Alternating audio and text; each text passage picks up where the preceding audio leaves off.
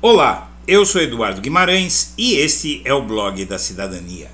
E foi graças a você que o Blog da Cidadania chegou a 500 mil de inscritos. Mas a luta continua.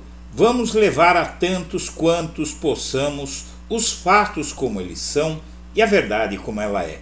Por isso, inscreva-se no canal, acione o sininho das notificações e deixe o seu like. Bom dia, senhoras e senhores. Hoje é 12 de dezembro de 2023. São 8 horas da manhã. Finalmente, martelo foi batido. O Blog da Cidadania tem o prazer de anunciar para você um engrandecimento do governo Lula, um governo no qual nós que desejamos que este país saia do buraco, apoiamos. Lewandowski aceita ser ministro da Justiça de Lula. Na verdade, o que você vai ver daqui para frente, nesta edição do Blog da Cidadania, é basicamente aquilo que todos já sabiam, mas que agora a mídia começa a admitir, até porque a questão é a seguinte: por alguma razão muito estranha, há muita gente na mídia, em várias mídias aí, que não queriam nem Flávio Dino no STF, nem o Lewandowski no Ministério da Justiça. Por quê? Não se sabe. Lewandowski é um jurista da maior respeitabilidade, é um jurista com um preparo que poucos já tiveram, professor da USP, corajoso durante toda a sua trajetória, pagou alto preço. Eu posso dizer para você que Ricardo Lewandowski pagou um alto preço, porque em 2012 o Ricardo Lewandowski absolveu José Dirceu no julgamento do Mensalão. Com isso, o Lewandowski e a família dele, no condomínio em que eles moravam à época, não sei se ainda moram, foram alvo de ataques do embrião do que seria esse bolsonarismo que a gente vê hoje, que desrespeita autoridades, que ataca autoridades no meio da rua, não é? E nesse momento, em 2012, portanto 11 anos atrás, este que vos fala escreveu no site Blog da Cidadania, que se você não conhece, sugiro que conheça, é o blogdacidadania.com.br, e lá naquele site eu fiz um desagravo ao ministro Lewandowski. E esse desagravo o que é? É um texto defendendo a pessoa que está sendo atacada. E nesse desagravo, alunos, autoridades, familiares, não é, do Lewandowski vieram prestar solidariedade, artistas prestar solidariedade a ele, e passado algum tempo o Lewandowski me chamou a Brasília para me agradecer, porque aquele desagravo que eu fiz caiu num momento muito importante da carreira dele. E naquele momento, quando eu chego a Brasília, quem foi me buscar no aeroporto foi o Manuel Carlos, que o Lewandowski ia indicar para o STF esse ano. Eu acabei virando amigo do Manuel Carlos, é um jurista espetacular. Em 2012 ele era um assistente do Lewandowski no gabinete dele. E eu chego lá e encontro a família inteirinha do Lewandowski que estava lá para me agradecer, porque disse que aquilo ajudou bastante. Eu quero agradecer muito ao Eduardo Guimarães, ao Blog da Cidadania e a todos aqueles que assinaram o manifesto de apoio à minha pessoa, mas dizer também que nada mais fiz do que cumprir o meu solene juramento de respeitar a Constituição e as leis do país. Muito obrigado a todos. Essas vozes que você viu ao fundo são da família do Lewandowski, né? Tinha bastante gente ali, fizeram quase que uma festa naquele momento. Mas vamos aos fatos. Lewandowski indica que deseja autonomia para montar equipe no Ministério da Justiça. O PSB quer manter secretarias que ele tem no Ministério da Justiça, etc. O ex-ministro do STF é o nome que desponta para assumir o lugar de Flávio Dino, indicado à corte. Diziam que o Lewandowski não queria, se ele quisesse, né? Sempre aquela história. E eu dizendo sempre aqui aquilo que eu venho dizendo. O Lewandowski quer sim ser ministro da Justiça e ele é o nome do Lula há muito tempo para o Ministério da Justiça, mas essa história eu vou contar ao longo da manhã de hoje em outra edição do Blog da Cidadania. Neste momento vamos falar do presente. O nome que desponta para assumir o Ministério da Justiça, o ex-ministro Ricardo Lewandowski, tem indicado que quer ter autonomia para montar a própria equipe na pasta, caso seja convidado por Lula, que não tem dúvida que ele vai ser convidado, é sempre essa história, né? Na hipótese de assumir a função, a decisão colide com as pretensões do PSB, que pretende manter o espaço na estrutura, inclusive com a permanência de Ricardo Capelli, atualmente secretário executivo. Olha, o Ricardo Capelli é um bom nome e tal, mas ele vai ficar onde ele está, eu tenho certeza. E o Ministério da Justiça é outra conversa, é um cargo por demais político do governo, são muitos embates e o Lewandowski vai fazer chover nesse cargo e mais para frente nós vamos entender por que é que o Lewandowski é tão importante desse cargo.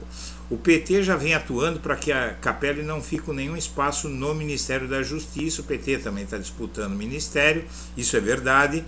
E aqui diz, convite só depois da sabatina. Essa notícia eu dei esses dias aí, não é o convite, não é? Na verdade, a formalização do convite, mas o convite já foi feito e já foi aceito. Só depende, evidentemente, da sabatina. Se acontecesse alguma coisa que o Senado não aprovasse Flávio Dino, aí não tem sentido convite nenhum. Flávio Dino ia ficar onde está. Mas isso não vai acontecer. E, na verdade, para quem ainda tem dúvida, já veio a público, já está na praça isso. Aqui no Metrópolis, Lewandowski só não substituirá Flávio Dino no Ministério da Justiça se não quiser, mas quer, não é? Aqui a coluna do Ricardo Noblar, salvo uma brutal surpresa com uma falta de votos para aprovar no Senado a indicação de Flávio Dino para o Supremo Tribunal Federal, dá-se como pule de 10 nos gabinetes do Palácio do Planalto que o substituto dele no Ministério da Justiça e da Segurança Pública será Ricardo Lewandowski. Eu estou falando isso aqui desde o mês passado, então eu só coloquei isso porque agora todo mundo está falando, né? E você sabe que eu venho me batendo por isso, porque eu sei, eu tenho a minha apuração, eu tenho as minhas fontes, eu faço isso há muito tempo. Então eu não ia vir aqui falar para você uma coisa que eu tivesse tirado da minha cabeça. Tá aí então a questão do Lewandowski encerrada por enquanto, né? Ainda o Flávio Dino tem que passar pela sabatina. O Múcio, ministro da Defesa, José Múcio, diz que a Venezuela, pelo Brasil, não vai invadir a Guiana, em hipótese nenhuma. O Lula já disse que espera que o Maduro tenha bom senso.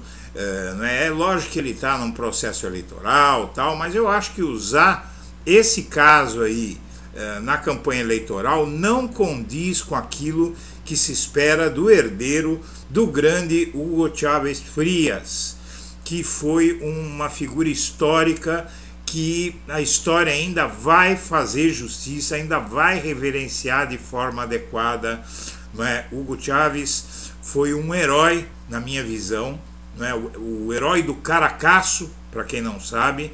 Caracaço foi um genocídio praticado pela polícia de Caracas, não é? Nos anos 80, 90 ali.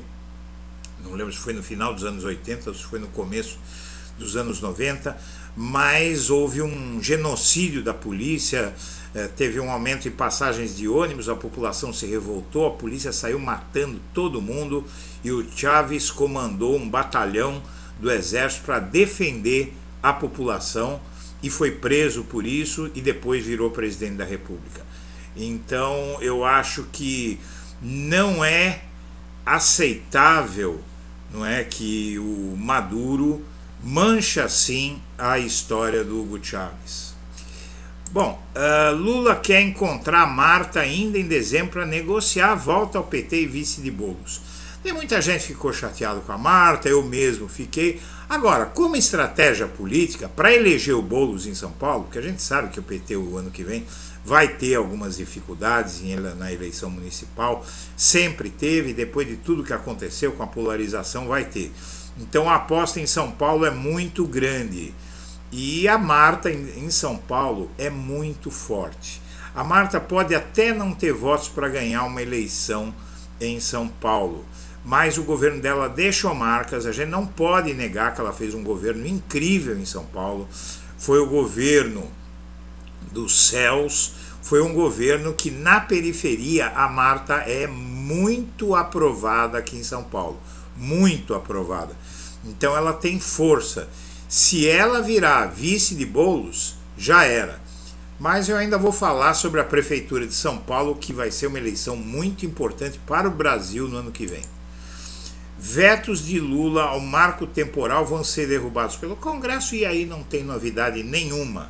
A gente sabe que eles têm votos para derrubar o marco temporal, para aprovar o marco temporal, que é uma usurpação por posseiros da terra dos indígenas. Porém, vai ser por pouco tempo, porque o STF vai considerar inconstitucional o marco temporal e a comunidade indígena já entrou com uma medida no Supremo arguindo a inconstitucionalidade do marco temporal. E o Milei agora mudou de ideia de novo, após a provocação toda ao Lula na posse, não é? Ao incidente diplomático que foi causado pelo staff de Milei ao receber um bandido procurado pela polícia e dar honras a ele de chefe de Estado lá em Buenos Aires, o Javier Milei sinaliza que vai apoiar o acordo Mercosul-União Europeia. O Javier Milei, que disse que ia sair do Mercosul, disse isso para os tontos que votaram nele, que não sabiam nem que quanto o Mercosul é importante para a Argentina. Enfim, o povo que votou nesse Javier Milei aqui já começa a se arrepender. E o Dino mira a oposição para evitar ataques na CCJ, a Comissão de Constituição e Justiça, na sabatina para o STF. Na verdade, o que acontece é que na CCJ o Flávio Dino vai tentar diminuir a temperatura no Senado, evitar os ataques. Não é nem para garantir a aprovação dele, que já, segundo informações, já teria votos, mas é para evitar que o clima fique muito pesado no Senado, inclusive para a sabatina de amanhã na CCJ e para a votação em plenário, que deve ser no dia 15, ou seja, na sexta-feira. Vai ser na sexta-feira. E a oposição quer plateia na sabatina de Dino. Enquanto o Dino tem a estratégia de tentar amaciar a coisa lá, tal, para evitar que vire uma guerra, a oposição vai levar uma claque, que não vai ter direito a fazer perguntas, mas vai ficar se manifestando tal, até que alguém resolva pôr ordem na casa e mandar sair, né, a oposição, que vai lá para fazer barulho. E aqui em São Paulo a coisa está feia com esse prefeito. Tal de Ricardo Nunes, era o vice do Bruno Covas, neto de Mário Covas, que foi uma insensatez eleger. Ele se elegeu com o nome do avô aqui em São Paulo em 2016, não é? Venceu Guilherme Boulos e, na verdade, depois morreu e deixou esse vice, que é um vice enrolado do MDB, um sujeito que tinha inclusive acusação de violência doméstica, um prefeito que até pouco tempo atrás aqui em São Paulo ninguém sabia quem era. E eu vou lhe contar uma coisa que eu estou investigando aqui em São Paulo, já visando o processo eleitoral do ano que vem. São Paulo virou um canteiro de obras de condomínios de luxo. condomínios de luxo, mas é um em cada esquina. Estão fechando as áreas nobres de condomínios. Isso degrada a qualidade de vida. Em países civilizados você precisa da autorização da comunidade para construir esses arranha-céus, condomínios de luxo, e tem algo muito estranho, porque isso nunca aconteceu nessa profusão da forma como está acontecendo aqui em São Paulo. Espere que eu vou lhe dar uma notícia em algum tempo que vai envolver esse candidato à reeleição à Prefeitura de São Paulo, que seria uma desgraça, porque esse sujeito está acabando com São Paulo. Senhoras e senhores, por fim, um filme que narra a divisão entre militantes de Lula e Bolsonaro nas eleições do ano passado. O filme, o olhar de personagens importantes, mas pouco lembrados no contexto das eleições de 2022, consideradas as mais tensas desde a redemocratização, ganha uma nova perspectiva em No Céu da Pátria nesse instante. Novo filme, documentário de Sandra Kogu, vai ser algo muito interessante, muito importante, e eu aguardo com ansiedade por esse documentário. Senhoras e senhores, eu agradeço a atenção e deixo meu melhor abraço para todo mundo.